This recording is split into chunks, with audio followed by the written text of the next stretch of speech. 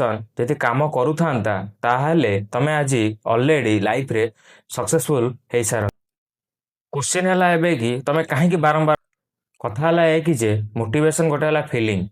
Feeling कौन हुए ना सब सकाळे है मजा आसो संध्या बेल को डिप्रेस फील कर गोटे रील देखला मात्रे तुम सांगे सांगे मोटिवेट फील कर पुणी गोटे फेलुअर आसला मात्रे तुम जीवन सांगे सांगे डिप्रेशन आ गोटे कथा मन रख जीवन जे भी सब जे भी किसी जीवन में सफल होती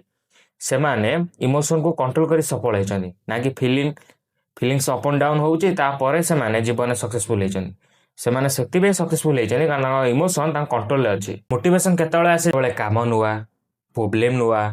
जो काम कर मजा आसे फास्ट फास्ट वीडियो रिकॉर्डिंग कर सेति बेले मोटिवेशन आ सत कथा है लाइफ रे सक्सेस पाइबा हेले तुमको बारंबार बारंबार बोरिंग काम को करिया पड़ियो। बर्तमान मते वीडियो रिकॉर्डिंग करने मजा आसुनी किंतु मु करूची काहेकि ना मते दरकार एटा मो ପାଇଁ ठीक। तो जो तुम बारंबार बारंबार बारंबार बोरिंग काम को करिवो तुम सेति बेले मोटिवेशन सक्सेस को दरकार हेले कोन जानचो से boring repetition discipline hard motivation सब मन इंटरेस्टिंग कथा है केतले पळा जानचो जेतेबेले तार आवश्यकता थाए सेति बेले मोटिवेशन पळाए।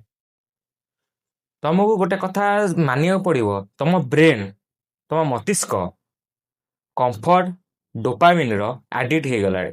जितेबाला रियल टाइम रे काम करा पड़े ना से तुम दिमाग गोटे गेम खेले कौन ना मुझे काली करी वीडियो रिकॉर्डिंग करी काली करी पाठ पढ़ी काली करी एक्सरसाइज करी काली करी ये तुम सहित तुम दिमाग गेम खेले कहीं ना से ऑलरेडी एडिक्ट हो सारे कंफर्ट आ डोपामिन तुम यहाँ बुझीपार ना जे आम दिमाग यहाँ एडिक्ट हो सारे तुमको लगे जे मु बर्तमान मोटिवेशन मो हाथ रू पलैला मत मोटिवेट फील होने वास्तव में तुम दिमाग कंफर्ट रो एडिक्ट हो सारे तुमको लगुच मोटिवेशन पलैला ना तुम दिमाग कंफर्ट को आपणे सारे बुझीपाल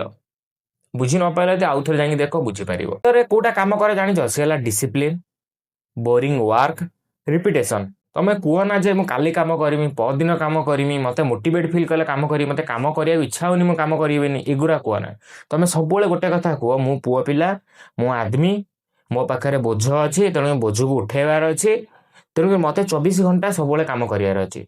ना कि मत मोटिवेशन थाऊ इच्छा थाऊ न था गरम होता मुंडर झाड़ बाहर था ह्वाट एवर इश्यू होता है कि मत काम करार अच्छी मैंने करी मत ताकू नहीं अलग किसी कथा को लेकिन मत फरक पड़ोनी मत काम करार अच्छे काम करी दैट्स इट सिंपल रूल